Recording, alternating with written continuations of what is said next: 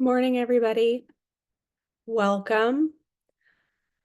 I'm Suzanne Kahn, the Vice President of the think tank at the Roosevelt Institute. Thank you all for joining today's conversation about tax policy and racial equity.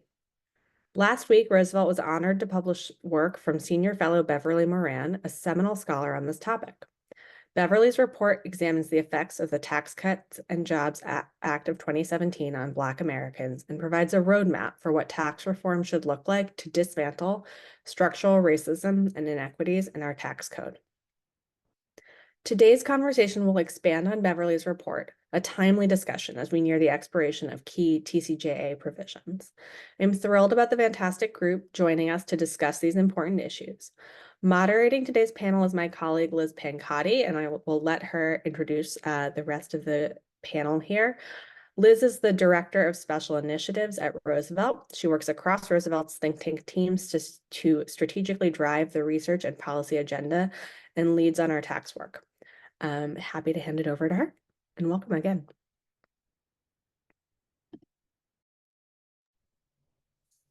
Thanks, Suzanne, and thanks so much to our panelists for participating, Roosevelt staff who helped us put on this event, and to all of you for joining us. As Suzanne mentioned, I lead our tax policy work here at Roosevelt. As we gear up for the tax reform debate set to ensue over the next 18 months nearing the expiration of key TCJA provisions, Roosevelt is working to make our tax code and our entire economy more equitable. Central to that vision is racial equity. To discuss this topic today, I'm so thrilled to be joined by a wonderful panel of racial justice researchers and leaders. First on our panel is Beverly Moran. Beverly is Professor Emerita at Vanderbilt University and a Paulus Endowment Senior Tax Fellow at the Boston College Law School. As a Senior Fellow at the Roosevelt Institute, Beverly focuses her research on U.S. federal tax policies and how they support or thwart the American dream. A leading authority on U.S. tax law, Beverly has testified before the House Ways and Means Committee on the proliferation of U.S. tax havens and the Black Congressional Caucus on the race impacts of the Internal Revenue Code. Her work is extensively cited in the recent Treasury report on the race aspects of U.S. tax laws, and she has published seminal articles over her long academic career, including Race and Wealth Disparity, the Role of Law and the Legal System, and Capitalism and the Tax System, a Search for Social Justice. Beverly holds a Master of Law degree in taxation from New York University School of Law, a JD from the University of Pennsylvania Carey School of Law, and a bachelor's from Vassar College. Next on our panel is Jessica Fulton, the Vice President of Policy at the Joint Center for Political and Economic Studies. An expert on issues at the intersection of race and economic policy, Jessica's work focuses on identifying and promoting policies to advance the socioeconomic status of the Black community. In her current role, she oversees the Joint Center's research and policy team and leads their economic policy research. Prior to joining the Joint Center, Jessica served as External Relations Director for the Washington Center for Equitable Growth. She also has held local research and advocacy positions at the DC Fiscal Policy Institute and the Chicago Urban League. Jessica is a member of the Delta Sigma Theta sorority and earned her bachelor's degree in economics from the University of Chicago and a master's degree of economic policy analysis from the Graduate School of Business at DePaul University. Third on our panel is Portia Allen Kyle, who serves as the Chief of Staff and Interim Head of External Affairs at Color of Change, a digital-first organization leveraging campaigns, organizing, and narrative pressure against the government and corporations to act on racial justice and civil rights. In her capacity, she leads the organization's strategic advocacy, including campaigns in support of IRS, direct file, and tax justice as a means to address the racial wealth gap for Black families. Portia is the trusted advisor and cross-functional leader with a track record of advancing equity across external programs and internal operations in nonprofit, government, and academic settings. Previously, Portia was a Biden administration appointee at the Office of Civil Rights at the U.S. Department of Transportation. For over 15 years, she has spent her career advancing civil rights and civil liberties through a race equity lens by building and supporting coalitions. I'm so excited to have all three of our panelists today. And to kick off our conversation, I thought I would just open the floor to situate this discussion today. The broader tax policy debate happening right now. Our tax code has never been race neutral, and changes made over the past 50 years or so have materially harmed Black Americans. In fact, research shows that tax policy has helped wipe out all progress to narrow racial wage gaps made during the civil rights movement and surge in union density between 1950 and 1980. Can we begin by hearing each of you and your thoughts on tax reform, on how tax reform must confront racial equity head on, and what the stakes of this debate are for racial inequality, especially for Black workers and families? I'll kick it off first to you, Beverly.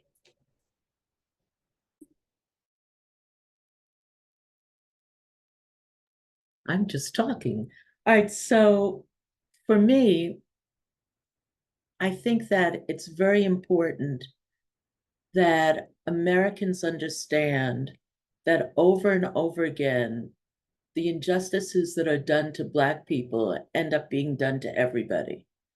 And rather than just ignoring what's going on with Black people until the rest of the country is faced with it, whether it's drug addiction or family breakup or problems with the tax code or income inequality or wealth inequality, pay attention. If it's happening to us, it's going to happen to you. So that to me is the biggest takeaway from the study of race and tax. It's not some little area that only concerns a few people. It's about the fundamental injustices in American society. That's great, Jessica. I'll have you follow up to Beverly's answer. Yeah, so thank you for including me. Thank you for including the Joint Center in this discussion. I'm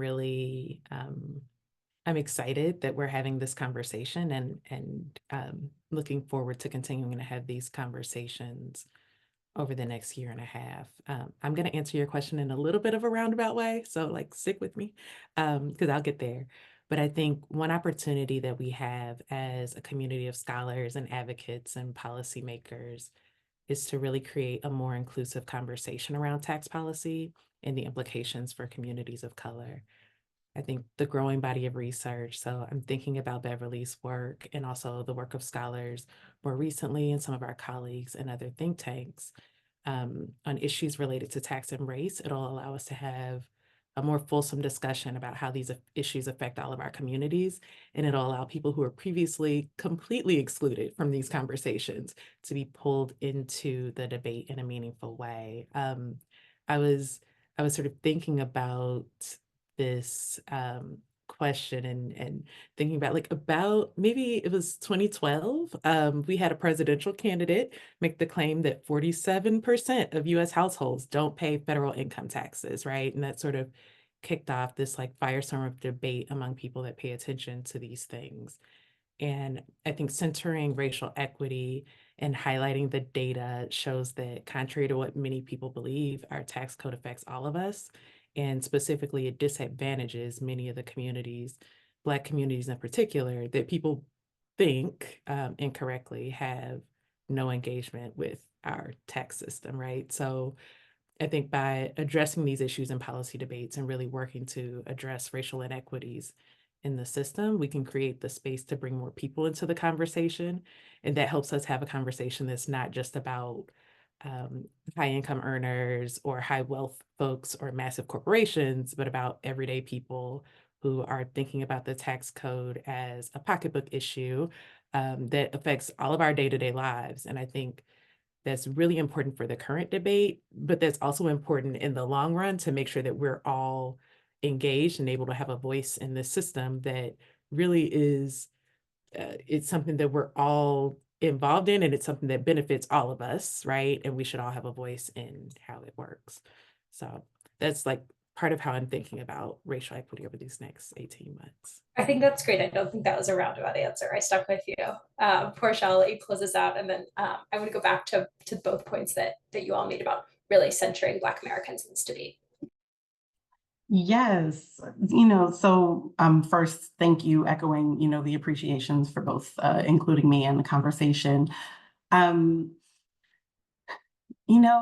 I am thinking about this as a once in a generation opportunity. This is our opportunity to think about doing something with the tax code in the same way folks were thinking about infrastructure, the same way folks were thinking about climate, with the passage of, some of the landmark legislation. If we want to take serious the, racial inequities within society, particularly the racial wealth gap, et cetera, then like this is really our opportunity to open all of that up and to approach policy in a way that is, not just more inclusive, but also that popularizes both the problems and the solutions, that builds power around those solutions, that brings, folks to the table, and that actually works for everybody. And so, in that same vein, the opportunity here is to provide tax solutions in the tax code, as opposed to what sometimes has happened in terms of, telling Black communities to just wait. Once we have the revenue, then we can do all of these other things. The code itself has been working for like wealthy folks, has been working disproportionately for white folks. It also should, provide solutions and policy in the code itself that works for Black taxpayers.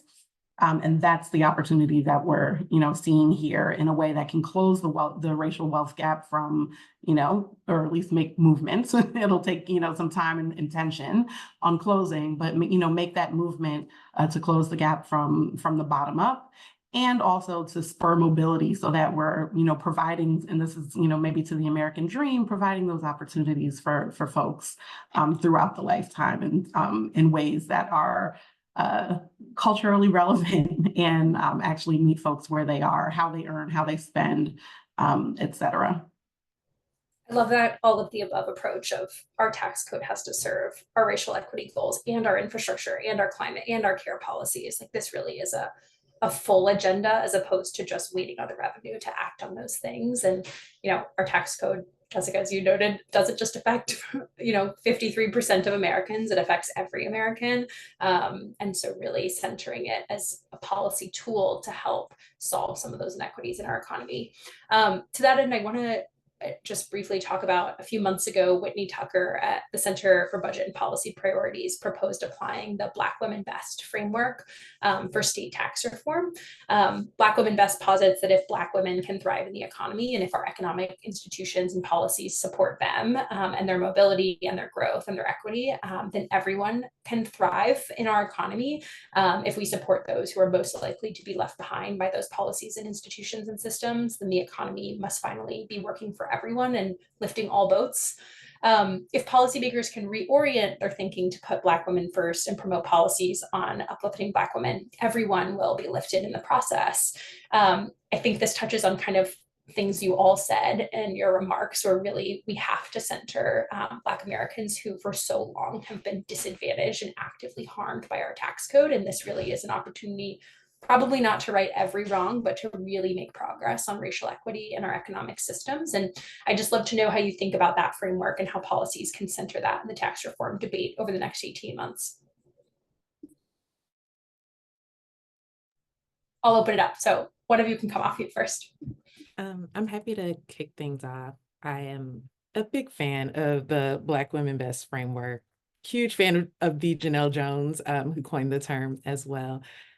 What I really appreciated in Whitney's report and the framing around Black Women Best, so the report focuses on state and local fiscal policy, and states are more constrained than the federal government because they're required to balance their budgets, right? And so with that report, she had an opportunity to point out the importance of raising revenues so that the people who can afford to do so are paying their fair share. And we're using those revenues to pay for the things that we know help Black women and their families through the tax code, sort of like as Portia pointed out, right? So she highlights policies that exist in some states and localities, like earned income tax credit, state level earned income tax credit and child tax credits and renters tax credits, which also DC has a renters tax credit that is local to us, right, to help people afford their living expenses. And I think, what she shows and what we know from the evidence is that at the federal level, policies like the expanded child tax credit made an impact on poverty, not just for Black children, but also for children across race and ethnicity. So it made an impact for Black women and their families, but it also helped everybody to afford the rising costs of goods and services we were facing at that time. And in theory, if we can sort of get that kind of expansion over the line, could make a real impact in children's lives, in Black children's lives, right? But also children across race in the long term, because we're supporting them and their families. So I feel like the report gave some very clear, that particular report in the framework gives clear examples of how censoring the people who are most excluded, like Beverly said, if we're harming Black families now, it will harm people in the long term. It will harm everybody in the long term, but also like helping Black families now will help everybody in the long run. So I'm really excited that you pointed that out. I really enjoyed that report too.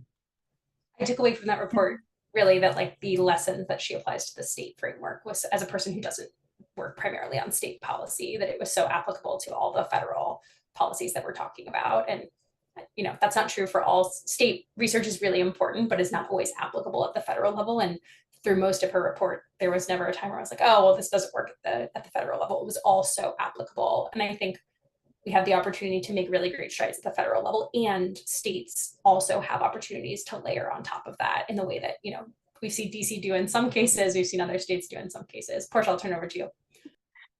Yes, just to add, you know, even as a framework, you know, Black Women Best would force different and I think better conversations, even in the context of, you know, TCJA and its expirations. Oftentimes the conversation is, well, what do we think about like this one provision as it's been enacted, or not this provision as it's been enacted? And, you know, thinking, you know, applying the principles of Black Women Best, like gets us into a different conversation about entrepreneurship, for example.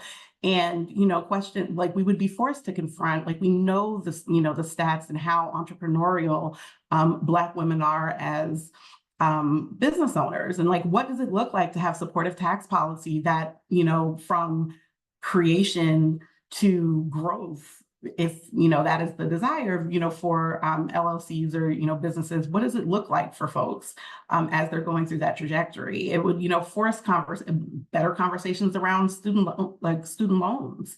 It would force better conversations around income trajectories. It would force better conversations around pretty much everything, because Black women live whole lives, right? And so, you know, being forced into the conversations and the nuance of those conversations for experiences tailored around Black women actually, you know, in many ways will get us to, you know, somewhat of the nuanced place of policy that not only resonates and reflects lived experience, but also is perhaps empathetic and more pro-growth in a way because it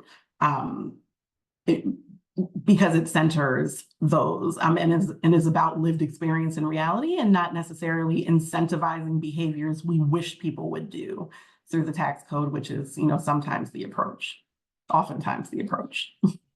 Beverly, I think this was what was so key about your recent research for Roosevelt, was really walking through, like Portia says, individual provisions of the Tax Cuts and Jobs Act and really the Internal Revenue Code writ large, and talking about not quantitatively necessarily how much this tax credit went to Black Americans versus white Americans, but really breaking down the structural inequities in so many different places. Of your discussion on alimony, for example, of there are just different rates among Black families in the way that that might actually play out in real life. And so tax breaks related to alimony just affect Black people differently. And I think like throughout your piece, you really say, if Congress wants to actually center economic outcomes for Black people, they should think differently about these policies, that while they might affect, you know, the Oprahs of the world, they're not actually affecting the vast, you know, majority of Black Americans. And can you kind of just, I don't know, answer this question, but also talk through the Black Women Best framework? I feel like throughout your paper, you really talk about the ways Congress should be thinking about, and the ways federal policymakers should be thinking about centering Black Americans, as opposed to that, you know, hard quantitative stuff, which is really important, but you really provide that perspective in your paper. So I'm going to take a cue from Jessica, and I'm going to sort of work around it before I get to it.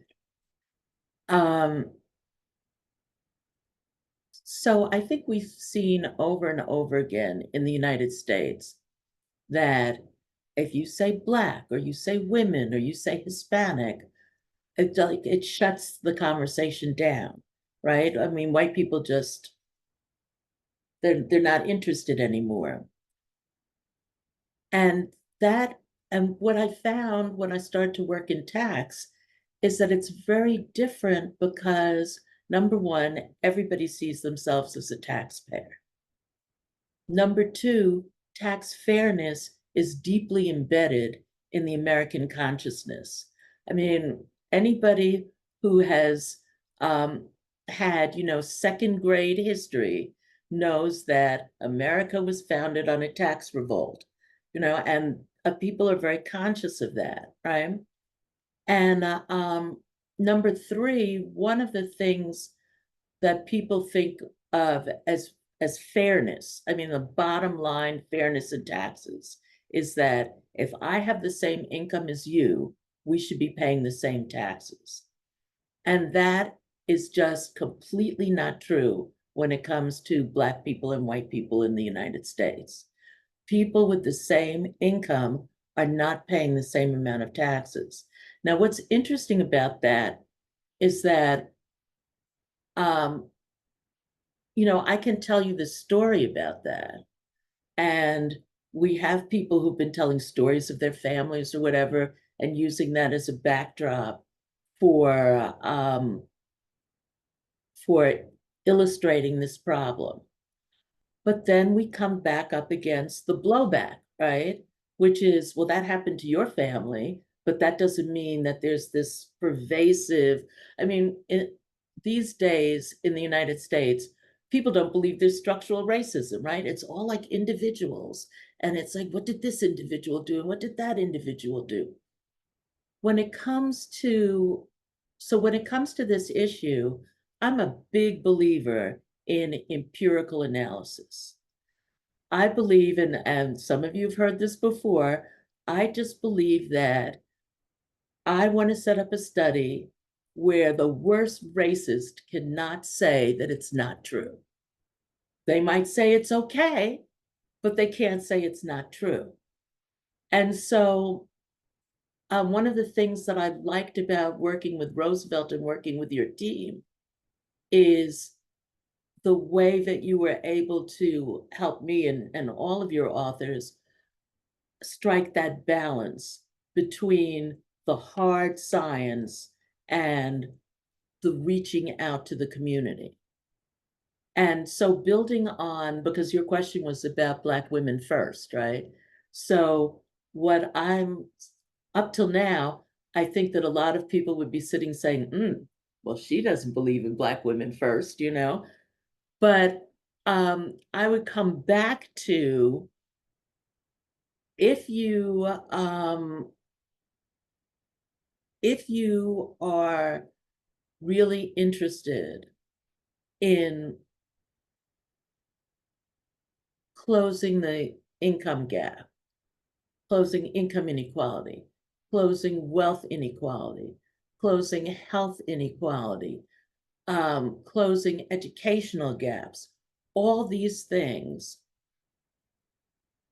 focusing empirical work on Black women is a good way to go, because all those things, people are not going to think it's fair once they understand that it's not because Black people are sitting on the corner drinking Mad Dog 2020 or whatever.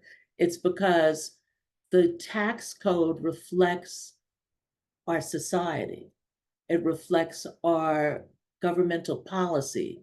It reflects how people are employed. And what we find, the discrimination we find in the tax code is not about little stories for, little families. It's about all of us and what we want to see our country be for everyone. I love that, Beverly. I think one one, I'll say this is a plug for our fellowship program, and I'm so glad you had a great experience with our editing process. We have a great editorial team, and your perspective on the tax code was so great to work with you on that paper. One example you dive into in that paper that I had never even thought about is the home mortgage interest deduction. And you have, I don't know, 2 or 3 pages where you just kind of illustrate how this deduction works and why it's sort of seemingly innocuous on its face of, you know, we hopefully want to promote not necessarily promote home ownership, but that is one way to eliminate wealth gaps, is to put people in homes and give them assets and whatnot. And like, that is a tool to be used for economic mobility. You know, we can have a lot of debates on how it's structured, but you really talk through your paper how, while it's innocuous on its face, it exacerbates these structural racial inequalities in the way that it's designed and implemented. Can you walk us through that example for those folks who haven't read your paper, and just give us kind of the 1-minute spiel of why this thing affects Black Americans differently and in the way that we've structured it? Well, interestingly enough, this gets back to how it's bad for everyone, because the first person to call out the home mortgage interest deduction was a white man named Stanley Surrey at the end of World War II. And basically what he said was, if a politician came to his constituency and said, I would like to create a law where if you are in the bottom 20% of income and you want to own a home, the government will do nothing for you. But if you're in the top 20% of income, the government will do wonderful things for you and give you a whole lot of money to subsidize your mortgage or whatever. He said people wouldn't stand that. But that's the way the home mortgage interest deduction is set up. So for everyone, right, 50% of homeowners get nothing out of the home mortgage interest deduction because they don't have enough other deductions to go over the standard deduction. So for 50% of homeowners, it's ridiculous to begin with, right? Then you start to look at, and this is what I mean about how the tax system reflects the society. It's like they say, if you want to know what somebody's values are, look at their checkbook, see how they spend their money, right? And in the United States, from the time that people came over here as property, we have been denied access to property. So there were all sorts of laws that were set up so that Black people couldn't own anything, not even their own bodies, right? And then if you think about maybe some laws got changed, right? But the society as a whole set up a situation where there are neighborhoods where you can't come, you can't buy, right? There are banks that won't lend to you. There are appraisers. I mean, this blew my mind when we start seeing empirical evidence that appraisers appraise Black homes higher for state taxes and lower for sales. So, I mean, how their minds are not just exploding as they do this, I don't know. But there's so many ways that Black people are kept out of the housing market. And when they even get in the housing market, Black people cluster in the bottom 60% of income in the United States. So even the 45% of Black people who own a home, these rules don't do anything for them. So why have we set up a situation where the poorer you are, the more of society has kept you out of housing, the more the tax code is going to do that as well. And I wanted to pick up on something that Jessica was talking about in terms of the child tax credit, because one of the things that is interesting about the child tax credit and the Tax Cuts and Jobs Act is that it really did help a lot of people. I mean, that change helped a lot of people. And if it expires as it is set to at the end of 2025, it's going to hurt a lot of people, and it's going to hurt Black people more than white people. And yet, nevertheless, Black people were helped less. So children who are in the bottom 10% of income, more than half of them are ineligible for a child tax credit that is supposed to help poor children. So how does that work? Or Black children who make up only 14% of children make up 25% of the children who are ineligible for the tax credit. So it's those sort of things that storytelling is important because it's important to connect to people, but you have to have the numbers, because people are not going to believe this without the numbers. I think that's exactly right. And I am always so impressed, Beverly, with you have been doing this for so long, and it has unfortunately not improved, that you can rattle these numbers off the top of your head. And it's a maze, but it is unfortunate that they haven't changed at all through the progress of this, even when we have made progress on the child tax credit or the earned income tax credit and other deductions that are meant to, in part, solve this problem. Portia, I'll ask you to zoom out a bit from Beverly's remarks and talk about something that you and I have discussed so much recently. And not only do provisions in our tax code disproportionately harm Black Americans, but in particular, they inhibit upward economic mobilities and pathways for Black Americans to escape income and wealth inequality. We really just cut off that pipeline to the top for many of them, whether it's through our student loan policies for higher income individuals, through home ownership policies, for even if you're able to own a house, you're not able to kind of use that asset to grow your wealth because of provisions in our tax code and our broader economy. Can you discuss how our tax policy status quo really traps Black Americans into this cycle of lower wages and lower wealth? Yes.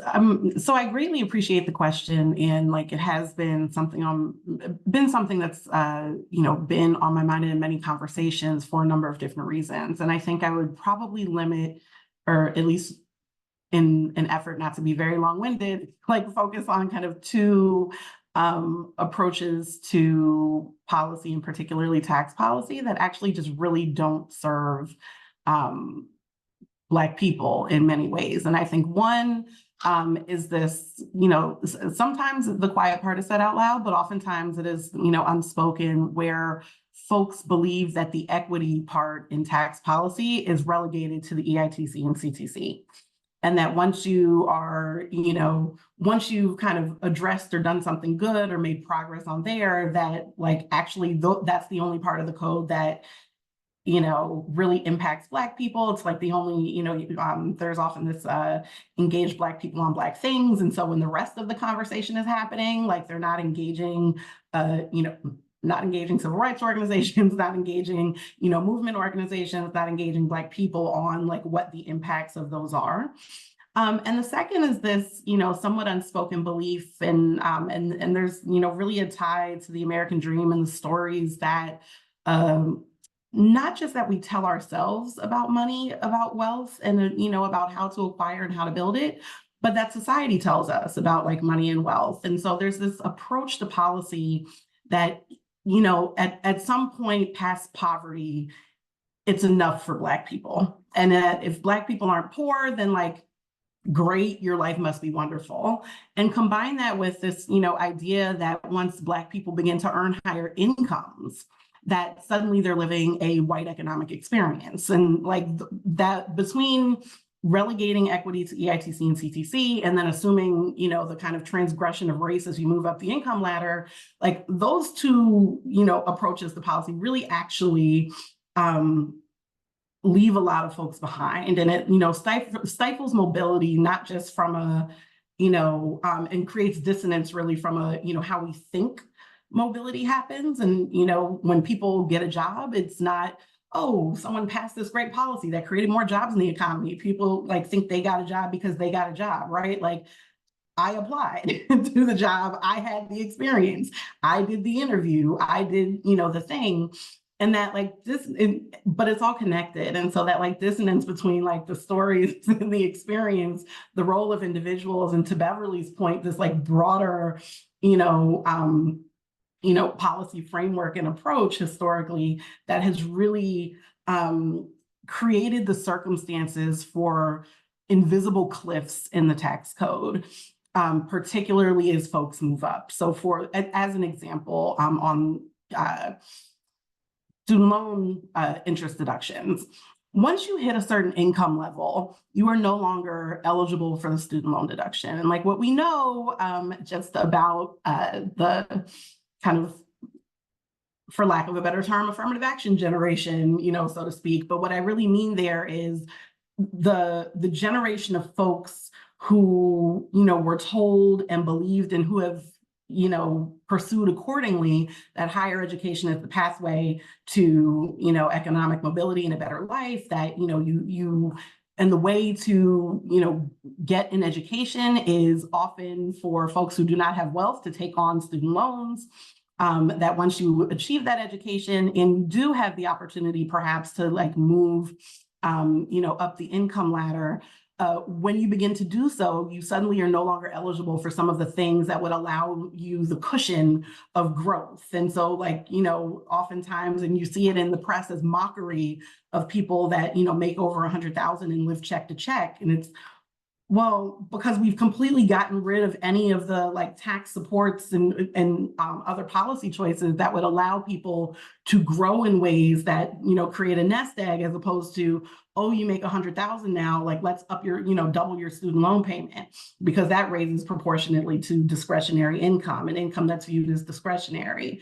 But how much of your new income is discretionary when you owe a house in student loans, right? Like how can you purchase a home if you own the equivalent of a home, because you decided to go to medical school, to become an accountant, to, get a law degree, to do the things. And if we say, and if we mean that we, need Black professionals across, like whether it is attorneys, whether it is economists, whether it is accountants, whether it is doctors, whether it is whatever it is, then we also need to be mindful of like what those trajectories to those places are before we cut people off at the kneecaps and kind of eliminate the possibility of mobility and opportunity, and make it so that that can't be passed down intergenerationally, because parents are so burdened with the cost of what it took for them to get to the place that they're actually not able to do as much for children. And so all of those have tax policy implications that we need to be mindful of, and the storytelling aspect and the people building aspect,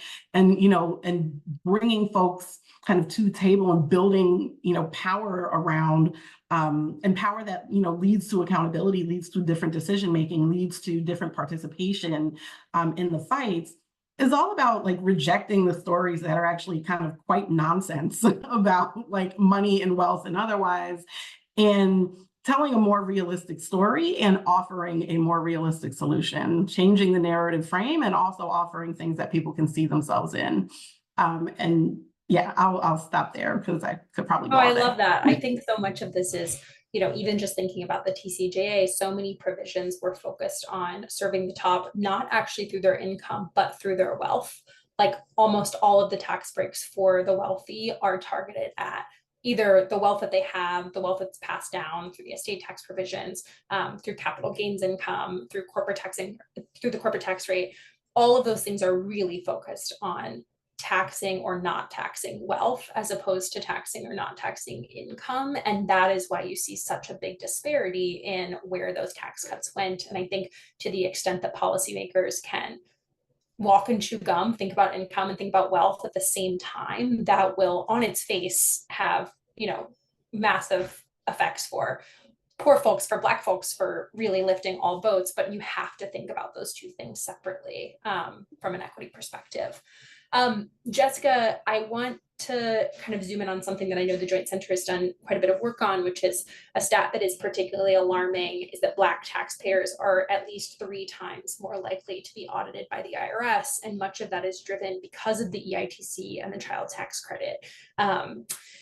we are not only talking about structural racism embedded in the policy, but it is also perpetuated in implementation. How does the administration of our tax code harm Black Americans, which is probably like the biggest question I could have asked you and the least specific, but I would love to just know, from that. And I'll say too that we had a question in the Q&A about this from CEO and president of Roosevelt Institute, Felicia Wong, who really talks about, has the question of how can the IRS rectify this and make tax collection equitable going forward? So I'll ask you to answer both of those at the same time, if that works.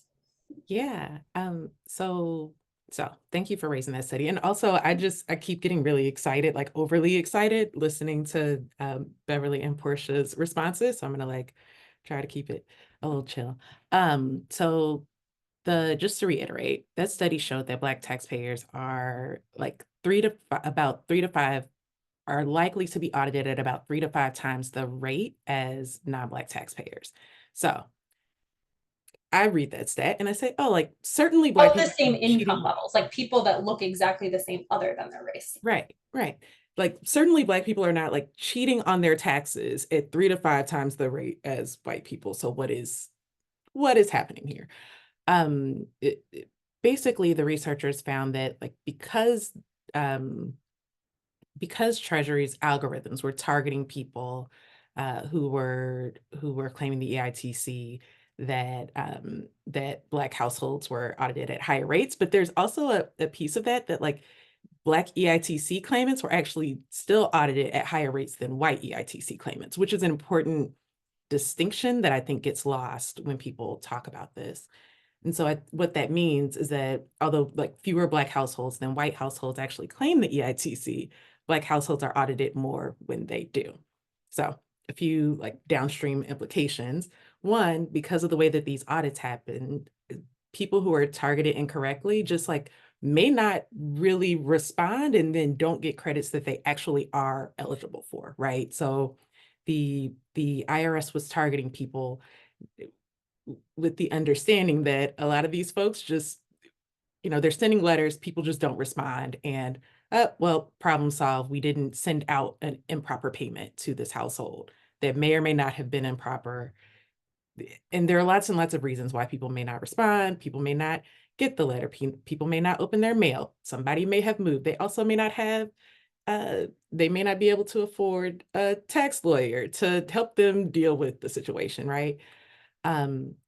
The other thing that can happen sort of downstream is that this can make people less likely to claim or try to claim credits that they actually are eligible for in the future, right? So we're sort of taking money out of people's pockets in the long run and possibly degrading trust in an institution that is actually really important for our country. I think the third thing that I think is important is that,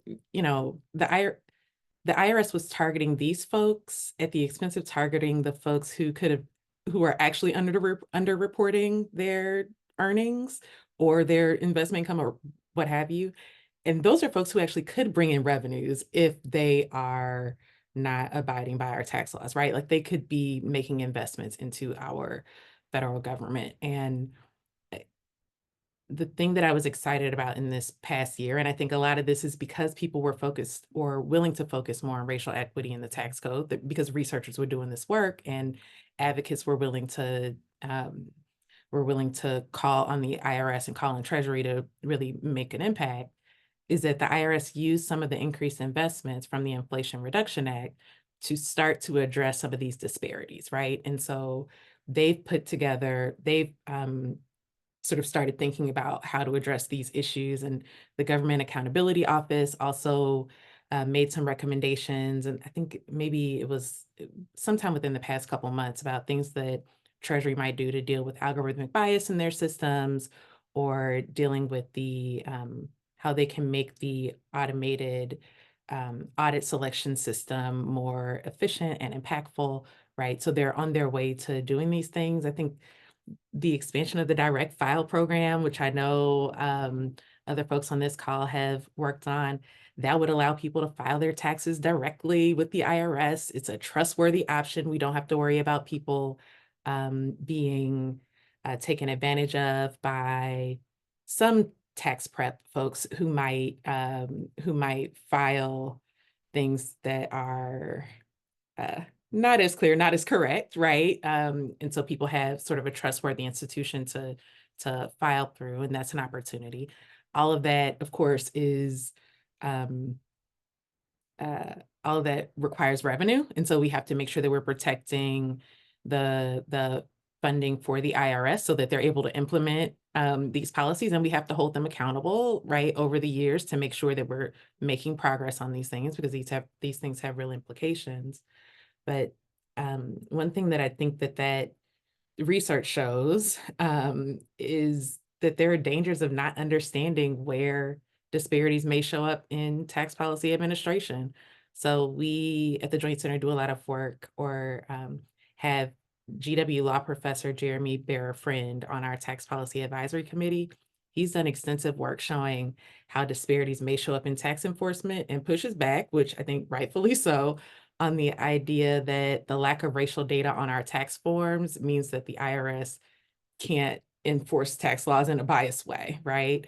And if we think beyond audits, because tax enforcement does go beyond that to enforcement processes that actually make it into the tax court system, there are a number of places where there are probably disparities across race, and we simply don't know it because we don't have the data to show where things are happening and how this is affecting day-to-day people, right, who are sort of trying to fight for themselves in tax court. So I'm really glad that the audit issue has come to light, and I'm glad Treasury has been working to find solutions.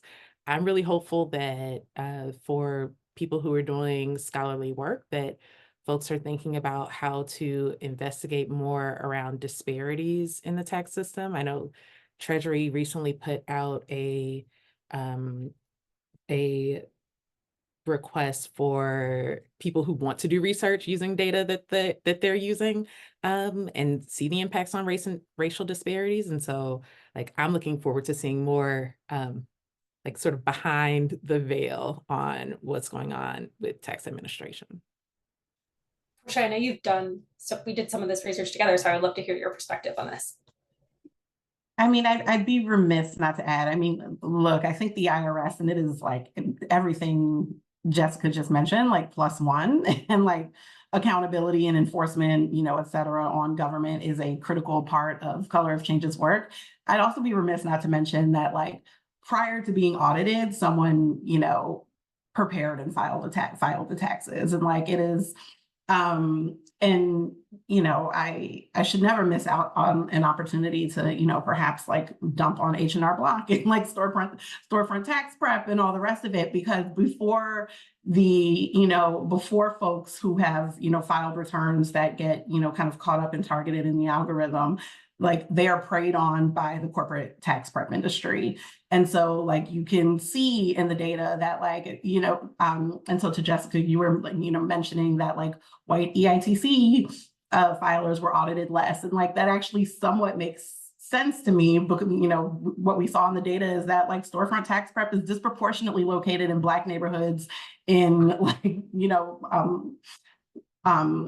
in Latino neighborhoods, in low-income neighborhoods, et cetera, and where they are preying specifically on these taxpayers, and these taxpayers that are disproportionately eligible for the EITC, like the business model really is the transfer of government anti-poverty efforts directly into corporate coffers. And so even when you look at tax preparation under, under VITA and like the volunteer income tax preparation services, like they disproportionately prepare returns for folks who are low income, but not eligible for the EITC. And so like these companies know who they're targeting. And like when you're not in the demographic, they have no problem saying, hey, you know what? Someone down there like can help you out, for free, because they know that you're not attached to potentially a large refund that they can prey on. And how do they prey on them? Number one, by upselling products, yes, but also by applying for refunds that are applying for credits that you may or may not be eligible by. These folks are unregulated, often not qualified, for lack of a better word. I think, there is a reason language matters. There is a reason why these companies cannot say that they employ accountants and instead say they employ tax professionals. And like, it is, not an individual knock. This is a kind of corporate system that is like been made to prey on folks. And so what that means when folks are being preyed on the front end from, to be exploited in the preparation of their taxes, it is almost, unsurprising and inevitable that audit, rate and those disparities pop up in the back end on the administration side, because there is so much failure in terms of regulation and protection of people through the system that occurs every step of the way.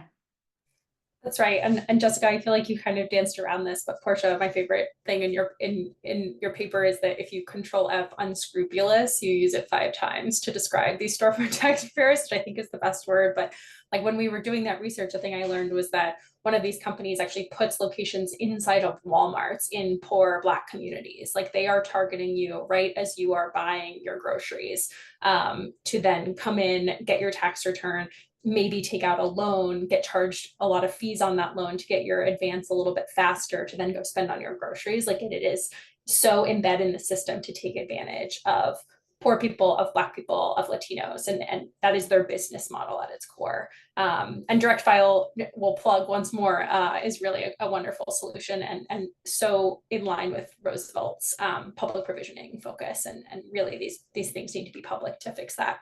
I'm going to turn it over to a couple of questions from the chat. So Beverly, go ahead. This gets back to, in my mind, the whole conversation about individuals versus structural racism, because scammers, it sounds like an individual thing, a bunch of low-life individuals taking advantage of people. But here's the thing, they know who to take advantage of. They know who will not be protected. And the same thing with Congress forcing the IRS to do so many audits on the earned income tax credit, because they know that they're withholding money from the IRS. They're forcing the IRS to prove that it's doing a certain number of audits, right? So, go for the easy kill. I mean, the county in the ProPublica reported this, that the one county in the United States that has the most amount of audits is an overwhelmingly Black rural county in Mississippi. And one of the differences between, like when Jessica was saying that even with the EITC, you have a racial disparity. So people have the same income, they're applying for an earned income tax credit. Why is the audit being generated more on Black people? And one reason is lack of access to computers. So in a rural county, rural people more than urban people have a lack of access to computers, and Black people and poor people have less of an access to computers. And that means that you have like the trifecta. Everybody knows that they can rip you off and nobody's going to care, right? So the scammers come in. You can't really communicate with the agency because you're living in a rural area and you don't have access to computers. And the one thing in the tax code that's supposed to be for you is the thing that's targeted the most for audits. So all of those things, how people can even imagine that there's no structural racism in this country, it's beyond comprehension. I 100% Beverly agree. I'm going to ask you a question that someone submitted in the Q&A for Berkesia Sams at ITEP. She said, I think advocates have legislative and judicial options to fight for racial and tax justice. What are the racial implications from the recent Moore versus United States Supreme Court opinion last week? What other legal and judicial options do advocates have to pursue when it comes to closing the racial wealth gap? Beverly, I know you've done quite a bit of media commentary about Moore over the last week, so I'll just ask you to kind of address this question given time, and then we'll wrap up with one final question. Okay, so for people who haven't been following this obsessively, like everybody in the tax world, there was a couple that made a claim against the service, the IRS, that they were saying that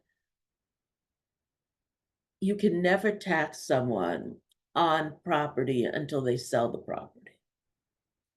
And people were freaking out all over the place because if the Supreme Court came out and said that that was true, then Elizabeth Warren's wealth tax would be dead, and many of these other wealth taxes that people have been pushing would just die. It turned out that the Supreme Court slid by it and decided it on a different issue. And it's not going to be dead because those people were paid to do that. There was didn't make any sense for them to do that expensive litigation. They had people behind them, and those people are going to keep it up. But here we come to a question where, I don't know as a politician. I'm not a politician, and because I'm not a politician, I'm really confused on this point. Because Bernie Sanders came out with a proposal for changing the gift and estate tax.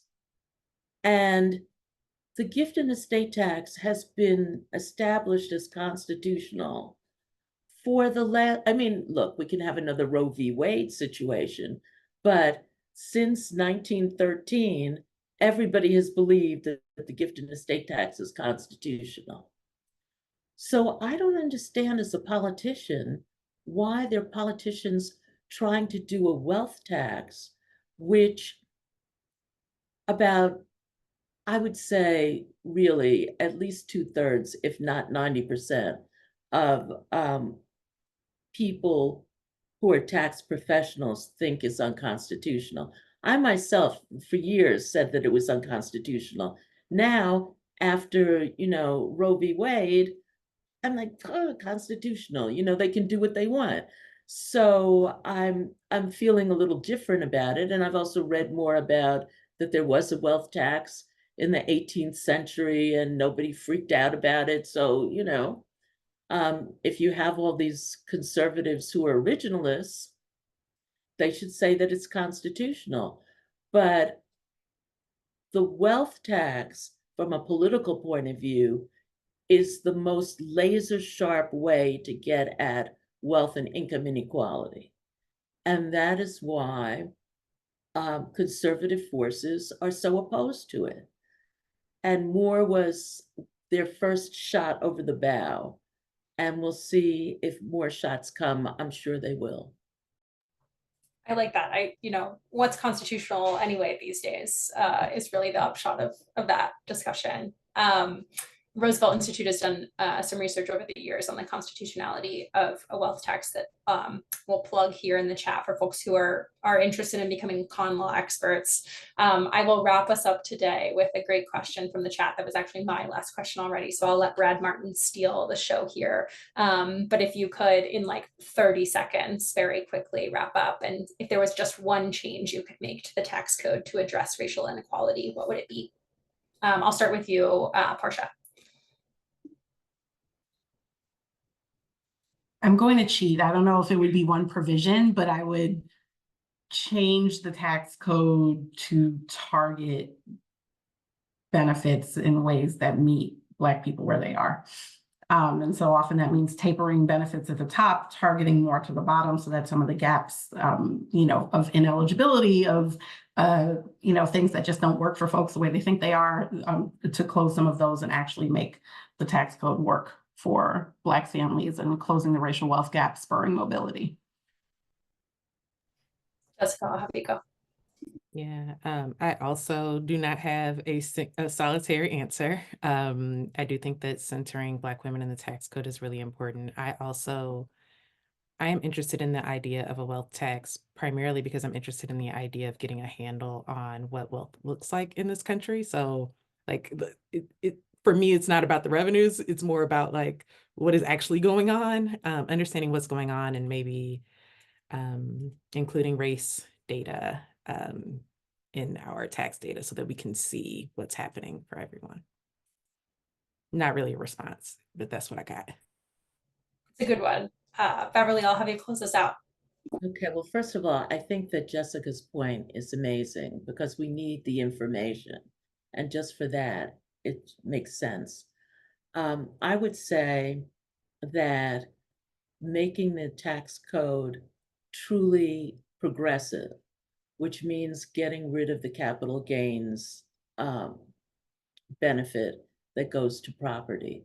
That would be my one shot. But I really like Jessica's point because, as you know, I'm obsessed with this idea of like, let's get the facts. So let's get the facts, people. I go back to Jessica's point of we can't even change what we don't measure. And so we should just start measuring. You know, I'm all for Norwegian or a Scandinavian level tax return data so that we can all know what exactly it is we're doing. Thank you so much to all of our panelists and to all of our participants. We had great questions in the Q&A that we didn't get to. Thanks so much for joining us. We really appreciate it and enjoyed this conversation. And we'll see you at the next Roosevelt webinar. Thanks. Bye-bye.